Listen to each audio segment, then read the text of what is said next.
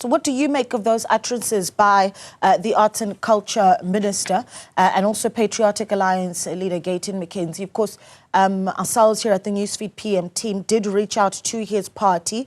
There was at some point an indication that they would be able to send Kenny Kunene, deputy leader of the party, to join us on this discussion. Unfortunately, that not falling through, and no final commitment by the time it was time to go on air from the Patriotic Alliance. But we are going to react to what the ministers had to say. And we're keen to get your thoughts on it as well. Send us a WhatsApp on 072-110-5584 or give us a call on 010-594-6010. Well, we get reaction now. We're joined by March and March founder Jacinta Ngobese Zuma. We're also joined by the Helen Suzman Foundation's Executive Director, Nicole Fritz. From the African Diaspora Global Network, we're joined by the organization's chairperson, Dr. Vusmuzi Sibanda, and political analyst, Professor Ntsikelelo Breakfast, also on this discussion. Everyone, good evening to you, and thank you so much for joining us. And this is quite a divisive conversation, I think, and certainly a heated one. You hear Gayton McKenzie going into how serious unemployment numbers are in the country and saying that they have the potential to cause riots in the country. So let's get reaction, just, face value, initial thoughts. Dr. Sibanda, you can go first. When you hear the words uttered by the Arts and Culture Minister, what do you make of it? Thank you very much, Naledi. Well, look, I think to me it really comes as a very reckless statement and words, utterances that come from a leader, because that is obviously something that is unbecoming of a leader in a constitutional, democracy where, for example, this is a country of laws, and the people that are employed in various departments are employed in terms of the law. They've got, proper documentation to be employed there.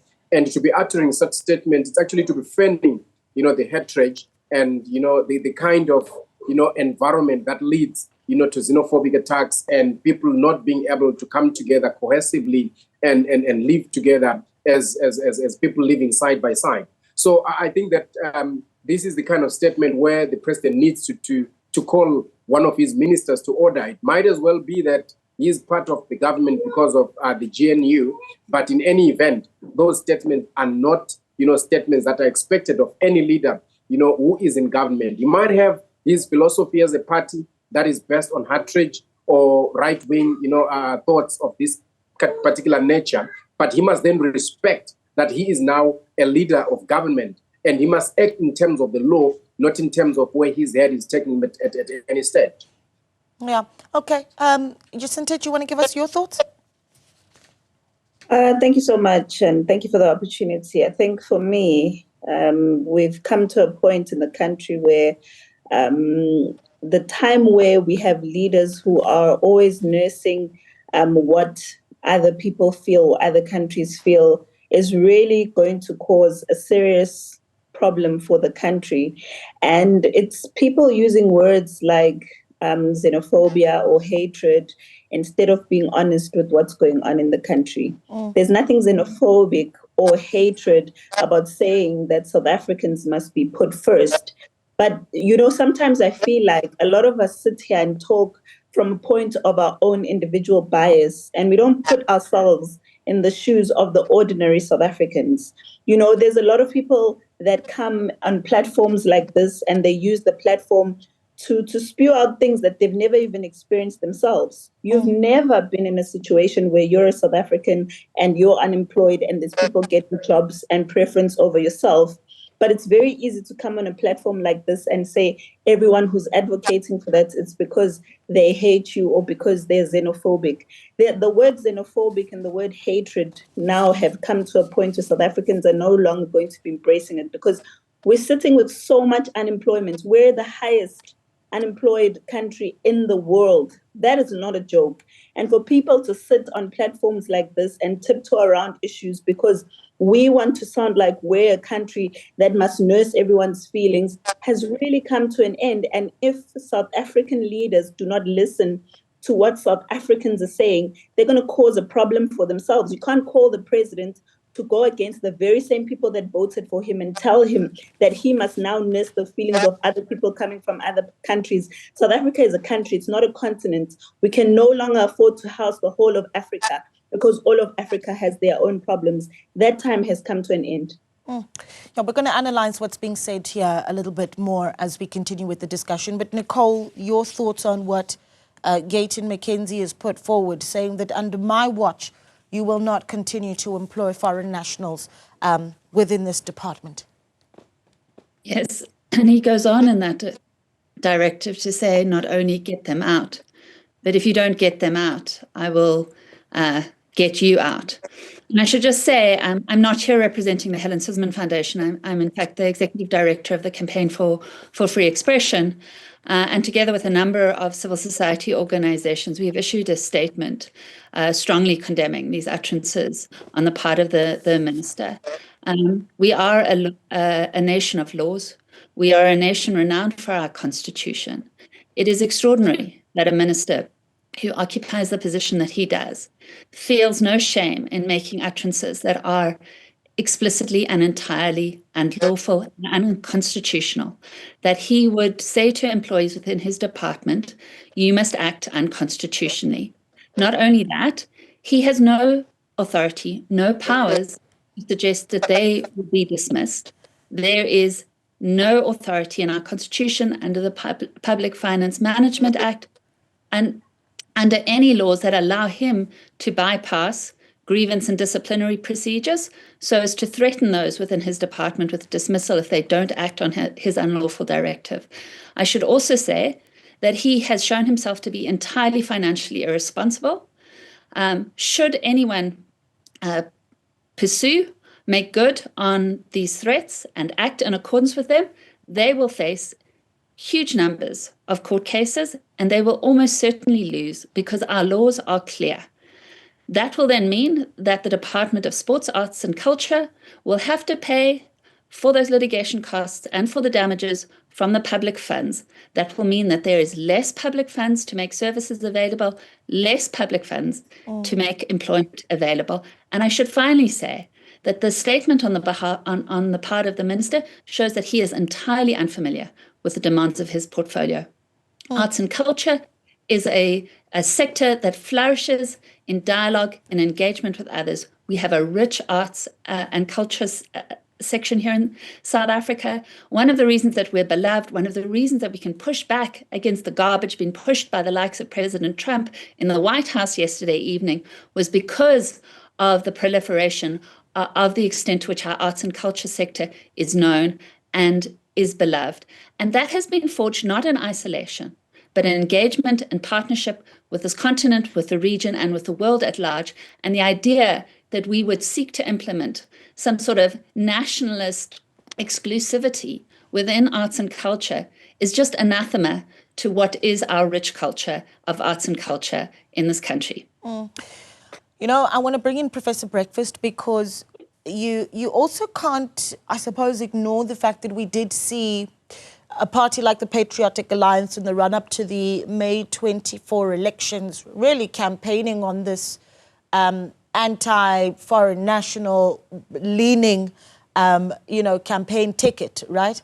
And if you wonder if there's a pressure perhaps for the minister to keep that story going, and what that means for him. But your initial reaction to what he's had to say, and does he have that pressure? Once you're campaigning outside of government and once you are inside of government, how do you have that balancing act? Prof. Breakfast? Naledi, the lifeblood of the Constitution of South Africa, Act 108 of 1996, is the culture of human rights. And human rights are not only limited to locals, they apply to everyone. So it's very important that we respect the rights of everyone, including foreign nationals. Secondly, I can bet my bottom dollar, even if you can make all the foreign nationals to leave the country, we will still have our social ills, inequality, poverty, and so on, because we are competing over limited resources. That is the problem. So I don't think that our leaders should propose a way out of the quagmire that we find ourselves in, that is a simplistic a argument that will escalate the social tensions. But also what I find quite interesting about the minister in question is that sometimes I cannot distinguish when he speaks on behalf of his party and when he speaks as a minister. Sometimes he tends to be everywhere. I have seen him using the platforms of government, articulating the same line of thinking. And I think that issue needs to be addressed. You know, it is an issue that has been debated in our parliament, though. In fact, I'm just going to give you one example. In February this year, you did have the Portfolio Committee on Public Service and Administration actually debating the very issue on whether or not we should be, or how the process of employing foreign nationals needs to be looked at, and developing a framework on how it needs to be dealt with. You had members of parliament raising some concerns, particularly regarding the employment of foreign nationals. They questioned whether departments prioritize South African candidates and what justifications were provided for employing foreign nationals, especially in critical skills like health and education. But we're going to open up the discussion to you too. 072-110-5584 to send us a WhatsApp or give us a call on 0105946010. What should that framework then look like as we continue to debate the issue? Because certainly the legislation in place is one thing, but there are also the concerns that are raised by civil society organizations like March and March that say perhaps we should be prioritizing South Africans. What would that look like? We continue after this. Welcome back. You're still watching Newsfeed PM, the late edition with myself, Naledi Mulo. We continue our conversation as we react to commentary by the Minister of Sports, Arts and Culture, Minister Gayton McKenzie, who recently reported the removal of foreign nationals working in government positions, going as far as to say that those that employ foreign nationals in his own department will be dealt with and removed. But what do you make of this, and how do we take this conversation further? Was what he said problematic and unconstitutional, certainly the view of some of our panelists this evening? Or is there something to be said about prioritization, particularly in government roles? So give us a call on 0105946010 or send us a WhatsApp on 072-110-5584. And I think it would be irresponsible for us to have this conversation without needing to put this on the table for all of us having this discussion. We all know how ugly xenophobic attacks in this country certainly have been, where lives have been lost. And we also know that unemployment is a highly emotive discussion because it is such a massive problem in our country. So I'll ask that all of us engaging in this discussion are able to restrain ourselves a bit and have some respect. So no name calling and nothing that, of course, would be derogatory. But let's speak as freely as possible as well. Temba's calling in from Impangeni. Temba, good evening. Thanks for calling. Good evening, ma'am. How are you? I'm well, sir. Talk to us. Thanks, ma'am. Thanks for taking my call. Sure. Ma'am, I'm worried. You know, I've been around Johannesburg for a long time now. You know, at hospitality industry in Johannesburg, we cannot say that it's hiring people at hospitality industry. It's a scarce skill. It's impossible. You see, because it's a fact that all the people in the hospitality industry, they are saving money by hiring these foreign nationals. And so how can you blame then McKenzie if he says that let's just get rid of all these people? Because if you are controlling, you cannot say that, okay, let's leave 10% or 20% of foreign nationals, because there are people who are not going to comply, and they are going to take 90% of foreign nationals. Just to save us time and we must get rid of all these people who are working there where it's not scarce skills, because there are teachers who are sitting at home and they are not employed anywhere.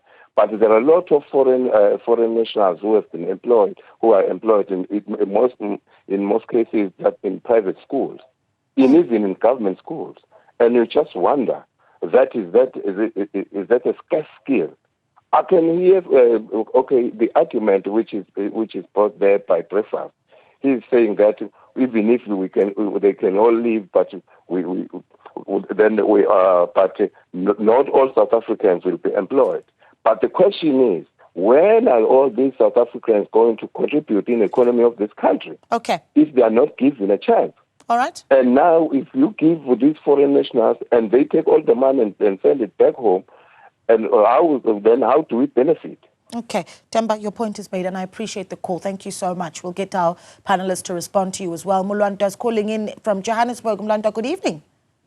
Good evening, Naledi. How are you? I'm well, sir. Thank you so much for calling. Let's hear what you're thinking.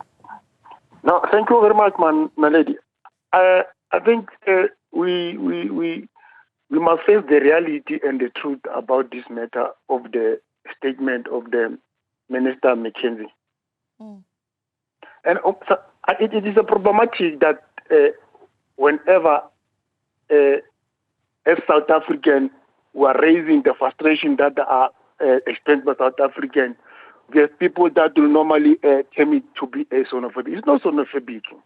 I just want to make 3 critical examples. Actually, I just want to zoom even outside the government employment. Before, here in South Africa, who was the cashier at Spa? Who was a waiter at the restaurant? Who was a person who was helping as a cleaner in a house? Those jobs were done by South Africans. Now those jobs, all of them, they're not be done by the South Africans. And I blame the government. The government of South Africa is failing South African people big time. Because the Special Department of Labor, go to Ghana, in Ghana, one of the African continent, they've brackets the law of the country that no, certain employment or certain businesses that only reserved for the Ghanaian people. Can you say the Ghanaian government is xenophobic? No, it's not xenophobic. But every time in the country South Africa, when it's something that was said that was xenophobic, that is absolutely nonsense. Okay, all right. All right, Mulanta, thank you so much for calling in. I will continue taking those calls and WhatsApps as well. But let's talk about what to do now. You know, if we need to, of course, look at some of this data. You've got the Public Works and Administration Department also revealing, but this was towards the tail end of 2024, that we do have over 6,000 foreign nationals that are employed as public servants in South Africa. In fact, that number being somewhere around 6,200 employed across national and provincial departments and government entities. Jacinta, there is the question of what do we do? Because there is, of course, the fact that there is the legislation that is there. There is nothing that says that one cannot employ a foreign national as long as all the legal processes and documentation is there, whether that be a work visa or it is perhaps one has the documentation to have a scarce skill and that work visa is making quite a contribution to the country. So what needs to be done? Let's talk about the action point. All right, thank you so much for that question, but I'm just going to backtrack a little bit to answer your question. So first of all, it's very interesting that every time we talk about this unemployment, we don't look at the fact that was there compliance to begin with when hiring these people who are foreign nationals. And we had videos trending for weeks and weeks of even the Department of Higher Education that were proof that even the people who are lecturers or whatever in other institutions did not comply with what is written in this very constitution that is being used against us. So initially, it's wrong the way that they're hired. But when now the minister says that this is not correct, the minister is wrong. Now, second to that, we completely ignore the fact that the minister specifically said we can't have secretaries, we can't have cleaners, we can't have people who are doing electricity. These are small skills that South Africans have, and they don't have to be imported from outside of the country. Minister specifically said these particular types of jobs. But we're not tapping into that because we want to ignore what the real issue is. Why am I getting a foreign national to come and fix my electricity, to come and be a secretary at the office? What scarce skill are they moving from whatever country they're coming from to South Africa to bring to this country? Nobody's going to entertain that because it doesn't affect South Africans. Then you ask yourself, what is the purpose of having a law that when it's put into practice, the law is going to be used to protect people who are outside of South Africa? I find it so sad that we're sitting here and there's someone saying that even if foreign nationals leave, South Africans wouldn't be able to fill those positions. Based on what research have we proven that? Based on what research are we saying today that South Africans do not deserve those jobs? And even if people vacated those jobs, those people would not be have the relevant skills to be able to fill those posts. Are we then saying that ignore the law that says that a South African must be put first on this job so that we can be able to do as we wish? Because clearly this constitution in South Africa is used to favor foreign nationals. I don't hear any of these foundations saying South Africans are unemployed, they're on the streets, their human rights are being violated by A, B, C, D. But come and say something about a foreign national who they feel their human rights are being violated. They all jump. Okay. You won't see these foundations jumping to talk about all these other issues where foreign nationals are being put in positions that they should not be in. Nonetheless, you said, what is the solution and the way forward? Sure. The way forward for us is that to make sure that the constitution that they're always taking to court, but they claim is an amazing constitution. Everyone says it's an amazing constitution, but they still take that constitution to court, is to make sure that initially you implement it correctly from the start so that you don't have to come in and try and fix things and fix them for other people that are not even South African. You have to make sure that the constitution that you're talking about and those laws that are being applied put South Africans first, because illegal immigrants as well should not even be in positions where they occupy jobs. But nobody is questioning, why are illegal immigrants working in South Africa? They don't have permits. We don't know who they are, but they are working in South Africa. None of these foundations will come and question that. And you ask yourself, why? All right, okay. Your point is made, yes, and then we will come back to you. You know, last week, in fact, it was on the 15th of May, you did have the Department of Public Service and Administration announcing that they're starting a data collection initiative, right? And essentially what they're looking at is to see exactly how many, just to collect even more of that data on foreign nationals, particularly employed in the public sector. Now, the reason why they're doing this, and I'm reading now from also the government website, keeping us updated on what government departments are doing. But the reason why they're doing this reads, the clarification of employment data, concerns have been raised regarding claims that 90% of foreign nationals in public health lack documented data. The DPSA emphasizes that all public service departments must accurately record employment data on the personal system, saying any claims regarding data deficiencies must be substantiated with credible information. So you've got two issues here, right? And Dr. Sibanda, perhaps you could help us with this. If you've got the Department of Public Service saying, well, let's see, firstly, if there is compliance to labor laws of employing foreign nationals in the country, perhaps the issue is there are some loopholes in the system. What do you make of that? Well, look, I think that those are the kind of things that we should be talking about to basically say that there is a need for compliance. But I think the unfortunate part is where there is over-reliance, on the term foreign nationals, taking jobs, when we are not looking at the fact that the bulk of those people that are referred to as foreign nationals are people that have acquired permanent residence. Whether this person works as a secretary, now they've got rights that are similar to those, of the nationals in terms of the law, either as citizens, because they should be employed. They're not new people coming in. There's already the law that deals with people coming in. That's why now you've got scarce skills, are people that are supposed to be employed. You've got, asylum seekers or refugees that are protected because South Africa has made, the Convention on Refugees and Asylum Seekers, municipal law. So I think what we are looking at is a situation that says if there are misdemeanors, for example, where the law has been violated, then people should be looking at where the law has been violated and prosecute those people that are violating the law. This conversation is surely not anything to do with the fact that there are people that are illegally employed. It is a situation where the minister is specifically saying any foreign national, looking at people that are obviously, he's not looking at whether somebody is a permanent resident or somebody is an asylum seeker or a refugee who are protected by the law. So we need to comply and ensure that in our discussion, we are not fanning a situation and using an umbrella term to affect people that should not be affected because they have not done anything that is unlawful. Okay. Where there is unlawful, that is why the Department of Labor comes in to ensure that there is compliance. Okay, Nicole, I see you nodding there.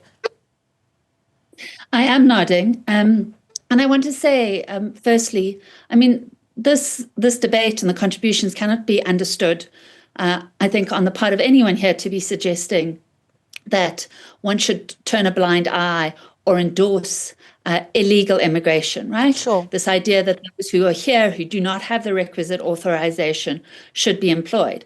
But we're talking about a directive, a lawless directive issued by a minister in our government, right? He draws no distinction as between illegal and legal foreigners. He doesn't suggest that there is any entity within the department that he knows to be employing illegal foreigners, those who are here illegally. Rather, he issues this directive that has no legal authority. I think it's important to emphasize that nobody is suggesting that a handyman or somebody employed as a secretary has special skills, but they may be here entirely legally on the basis that they are a permanent resident, that they are a spouse of somebody with a special skill or some other status. The fact is, if they were not able to be employed and to earn a living, South Africa would then be obligated to provide services to sustain individuals. And so it is important that they not be a drain on the public purse. If they are here lawfully, that they be able to work and to support themselves. Yeah. And the other thing that I would say is again, we are a country of laws. We can change those laws if we don't like them, but until they are changed, we absolutely have to adhere to them. And the idea that a minister in the government would call for illegal action and call for a violation of our constitution is blatantly and outrageously dangerous, right? It puts all of us South Africans at danger, because if he is going to call for unconstitutional and unlawful action against foreigners here legally, there is nothing to suggest that he will not call for illegal and unconstitutional action against South Africans themselves. And for that reason, all of us should be appalled. Okay. We're gonna wrap this conversation up. We still are with Professor Nsigilelo Breakfast as well, who's giving us some political analysis of this. But on the other side of this, perhaps we'll also talk about, what needs to happen next on the other side of this short break. Do stay with us. You're watching Newsfeed PM, the late edition. Get rid of foreign nationals. Those are the words of Minister Gayton McKenzie of the Department of Sports, Arts and Culture, where he allegedly instructed his department's manager to do exactly that, saying that under his watch, no more foreign nationals will be employed in that department. We're asking what you make of it. Andile's calling in Durban. Andile, good evening. Thanks so much for being part of the conversation. What do you think? Good evening, Naledi, and good evening, your panel. Good evening, sir. Two quick points, Naledi. Sure. I think when we're talking about these things, we need to be very sensitive, because people, the South Africans, they always say it's about xenophobic, but it's not xenophobic. Think about these graduates that are on the street every day asking for the government to give them the job. And those people are South Africans. They are graduated and they don't have the job and they're not given the opportunity. Now, most of these foreigners working, McKenzie is right. It's not to say it's going to finish the rate of unemployment, but a certain percentage that will be employed by the government in these places of the foreign nationals would be better. It will at least decrease the number of the graduates that are not working. It's not to say that it's about xenophobic, but I think the minister is 100% correct. Nadeti, thank you very much. Andile, thank you so much for calling. We do appreciate it. Of course, we're talking about according to the last data that the Department of Public Service and Administration had, the latest data that they had was around 6,200 of those jobs. But they continue to collect more of that data. Tebogo is in Germiston. Tebogo, good evening. Good evening, Mrs. Malero. Thank you so much for calling, Tebogo. Talk to us. Yes, Mrs. Malero, the reason I'm calling here is really, before the 2024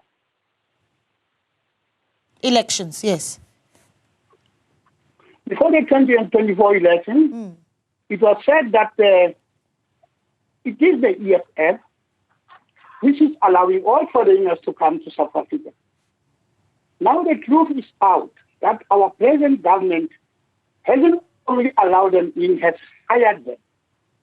And EFF percentage went down to 9. What does it mean for the next election for our government? Now that means it's also going to go down 5. That's the first. What's happening is, how did these people get into South Africa in the first place? When South Africans are making the queue for all the available jobs, and they get preference. Okay. That's one of the questions. Yeah. Okay.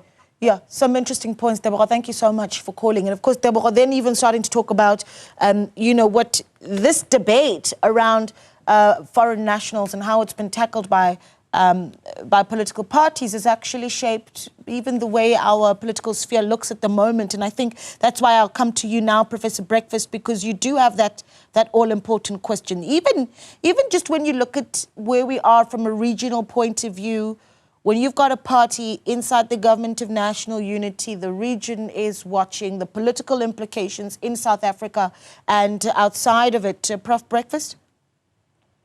First things first, I think the reason why we talk about the protection of the culture of human rights is simply because we have seen violence on a large scale towards foreign nationals. Therefore, I think we need to be very circumspect how we frame public discourses.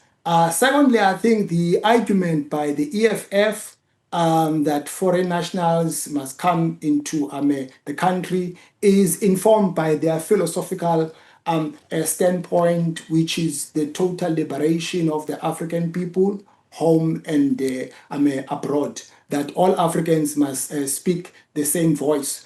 And also, I think that is in line with this month's a celebration, because we are in Africa Month. Thirdly, I'm very critical of the argument that universities must only employ locals, because the word university comes from the word a universal, right? A university is a cosmopolitan place that needs to engage in an intellectual exchange. Which university in the face of the earth that only employs locals? You will never find that. So where does now this notion come from that we must only employ locals in universities? It's very much problematic. It's misleading. Okay. Professor Breakfast there. Appreciate your thoughts. Final thoughts, Jacinta, the call to action. And really, I mean, I know that the position of March and March is, I suppose that you would be leading towards some agreement with the Arts and Culture Minister. How do you intend to take that conversation further? And of course, there's the challenge of needing to do that within the constitutional, sort of framing. And I've got about 40 seconds for you.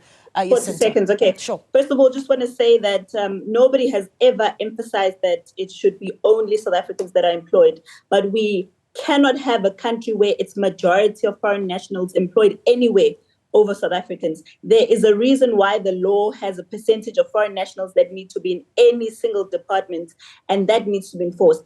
I go back and reiterate my point that we cannot use the law to favor what we want to be favored. The law should be implemented in the right way initially, and everyone here should be fighting for the law to be implemented correctly. You cannot say it's okay to just have foreign nationals, even if they're not providing scarce skills within the means of the law. Because even if you're a refugee, even if you're an asylum seeker, there's still the law that dictates how you should be employed and what the department needs to be complying with in terms of the law, which is something we have not seen happening in South Africa.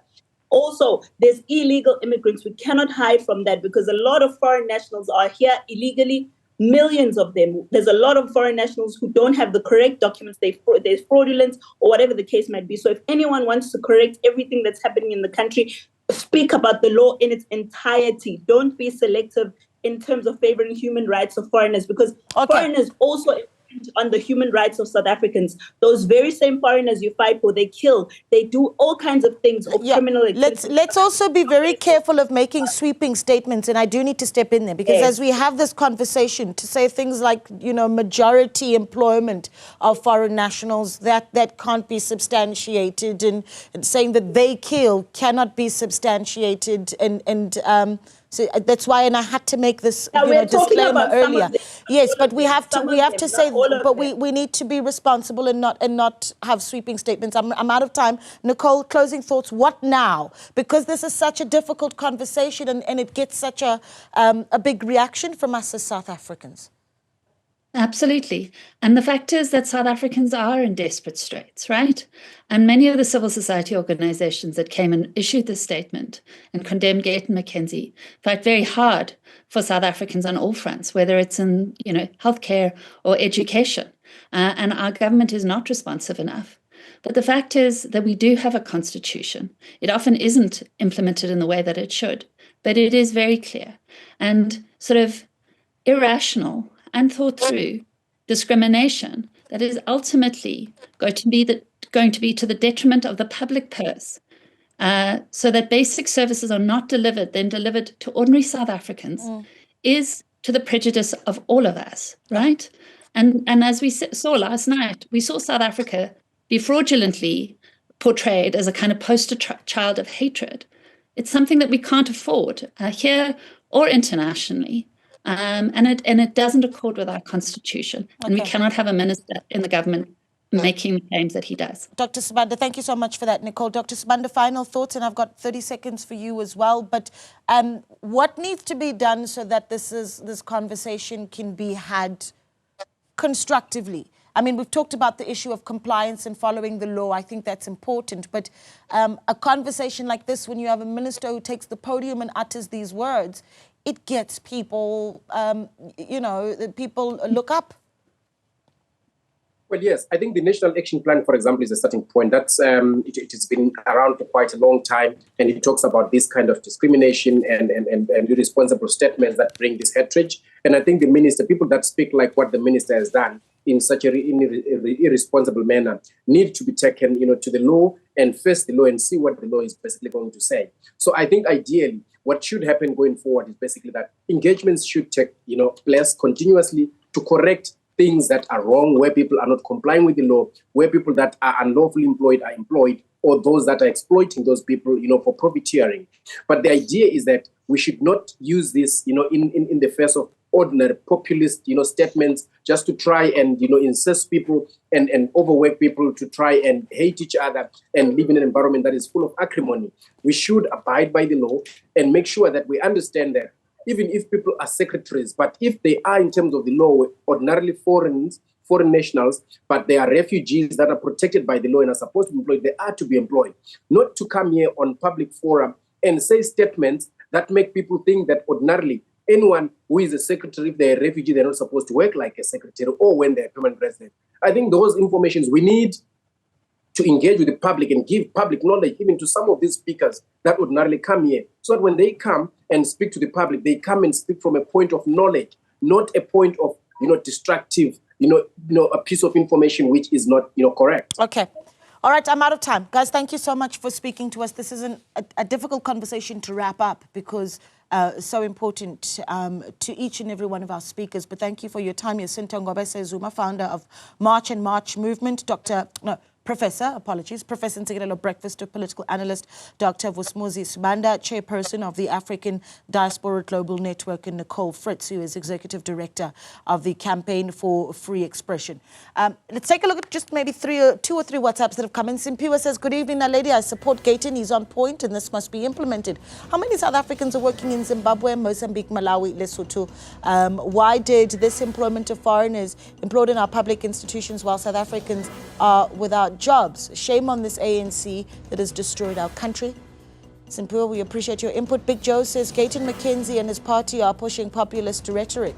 I think as a country we must come up with qualification requirements for MPs and councillors. Our parliament has a lot of uneducated people who end up serving in parliamentary committees, performing oversight only to insult and ridicule educated people working in government establishments. Big Joe, thank you for sending in that text. Ladla says, I'm sure the minister only means the ones that don't have proper papers, but I'm sure our government is not that ignorant to hire people with fake documents. Of course, we did reach out to the party of Gayton McKenzie to get a response, and we have not received a confirmation from them that they would chat to us on this matter, but we'll continue to pursue them. You're watching Newsfeed PM, the late edition. Stay with us.